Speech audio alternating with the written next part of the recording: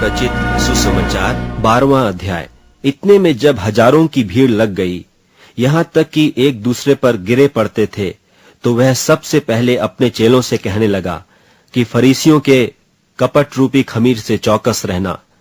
कुछ ढपा नहीं जो खोला न जाएगा, और न कुछ छिपा है जो जाना न जाएगा। इसलिए जो कुछ तुमने अंधेरे में कहा है वह उजाले में सुना जाएगा, और जो तुमने कोठरियों में कानों कान कहा है वह कोठों पर प्रचार किया जाएगा। परंतु मैं तुमसे जो मेरे मित्र हो कहता हूं कि जो शरीर को घात करते हैं परंतु उसके पीछे और कुछ नहीं कर सकते, उनसे मत डरो। मैं तुम्हें चिताता हूं कि तुम्हें किससे डरना चाहिए। घात करने के बाद जिसको नरक में डालने का अधिकार है उसी से डरो, वरन मैं तुमसे कहता हूं उसी से डरो।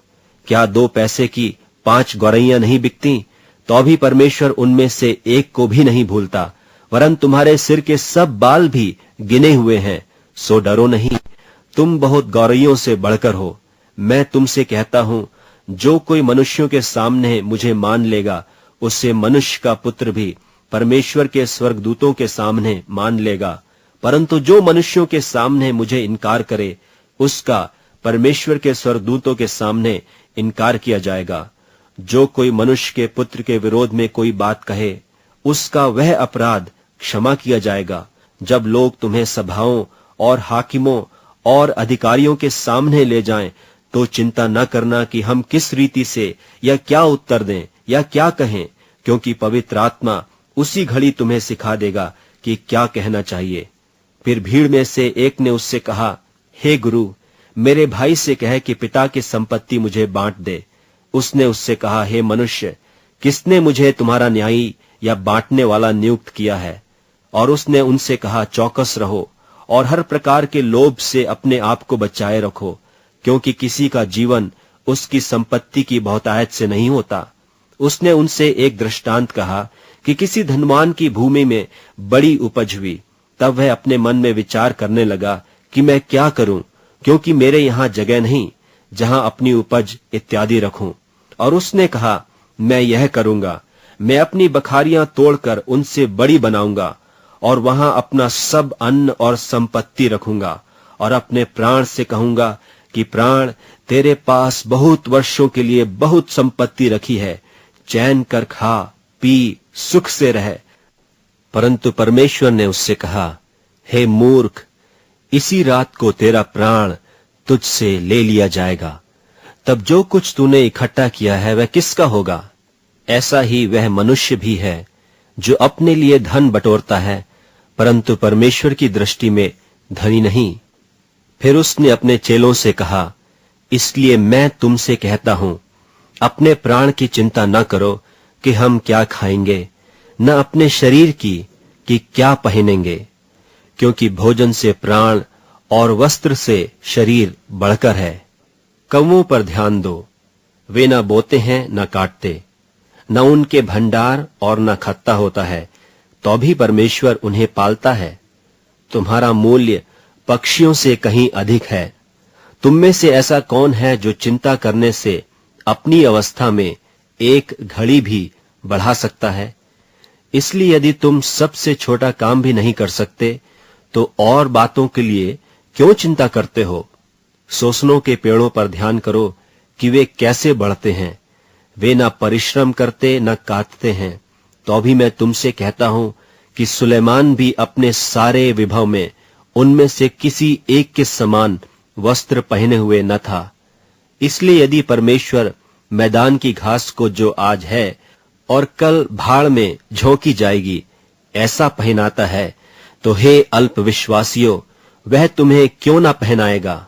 और तुम इस बात की खोज में न रहो कि क्या खाएंगे और क्या पिएंगे, और न संदेह करो, क्योंकि संसार की जातियां इन सब वस्तुओं की खोज में रहती हैं, और तुम्हारा पिता जानता है कि तुम्हें इन वस्तुओं की आवश्यकता है। परंतु उसके राज्य की खोज में रहो, तो ये वस्तुएं भी तुम्हें मिल जाएंगी।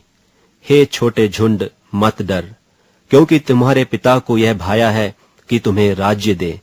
अपनी संपत्ति बेचकर दान कर दो, और अपने लिए ऐसे बटुए बनाओ जो पुराने नहीं होते, अर्थात स्वर्ग पर ऐसा धन इकट्ठा करो जो घटता नहीं और जिसके निकट चोर नहीं जाता और कीड़ा नहीं बिगाड़ता, क्योंकि जहां तुम्हारा धन है वहां तुम्हारा मन भी लगा रहेगा। तुम्हारी कमरें बंधी रहें और तुम्हारे दिए जलते रहें, और तुम उन मनुष्यों के समान बनो जो अपने स्वामी की बाट देख रहे हो कि वह ब्याह से कब लौटेगा, कि जब वह आकर द्वार खटखटाए तो तुरंत उसके लिए खोल दें। धन्य है वे दास जिन्हें स्वामी आकर जागते पाए। मैं तुमसे सच कहता हूं कि वह कमर बांधकर उन्हें भोजन करने को बैठाएगा और पास आकर उनकी सेवा करेगा। यदि वह रात के दूसरे पहर या तीसरे पहर में आकर उन्हें जागते पाए तो वे दास धन्य हैं। परंतु तुम यह जान लो कि यदि घर का स्वामी जानता कि चोर किस घड़ी आएगा तो जागता रहता और अपने घर में सेंध लगने न देता। तुम भी तैयार रहो, क्योंकि जिस घड़ी तुम सोचते भी नहीं उसी घड़ी मनुष्य का पुत्र आ जावेगा। तब पतरस ने कहा, हे प्रभु, क्या यह दृष्टांत तू हम ही से या सबसे कहता है?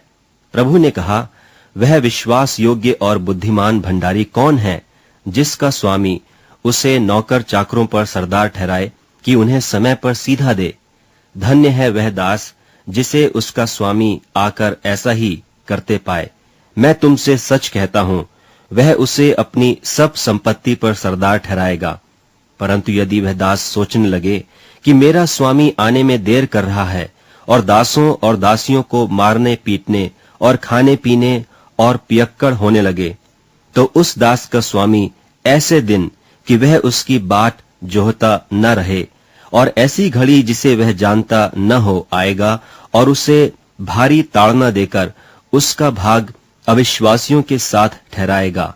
और वह दास जो अपने स्वामी की इच्छा जानता था और तैयार न रहा और न उसकी इच्छा के अनुसार चला, बहुत मार खाएगा। परंतु जो नहीं जानकर मार खाने की योग्य काम करे वह थोड़ी मार खाएगा। इसलिए जिसे बहुत दिया गया है उससे बहुत मांगा जाएगा, और जिसे बहुत सौंपा गया है उससे बहुत मांगेंगे। मैं पृथ्वी पर आग लगाने आया हूं, और क्या चाहता हूं केवल यह कि अभी सुलग जाती।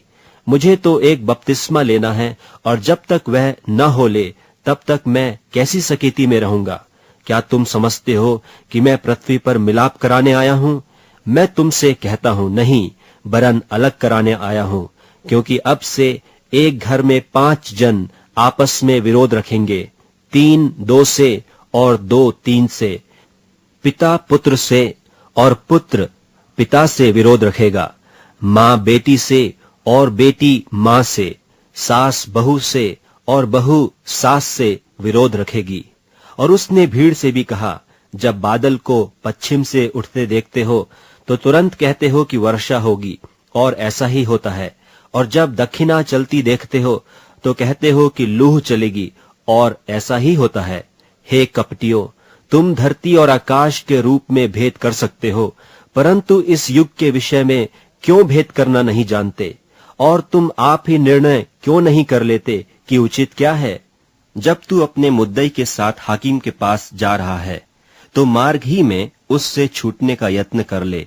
ऐसा न हो कि वह तुझे न्यायी के पास खींच ले जाए और न्यायी तुझे प्यादे को सौंपे और प्यादा तुझे बंदी गृह में डाल दे। मैं तुमसे कहता हूं कि जब तक तू दमड़ी दमड़ी भर न देगा तब तक वहां से छूटने न पाएगा।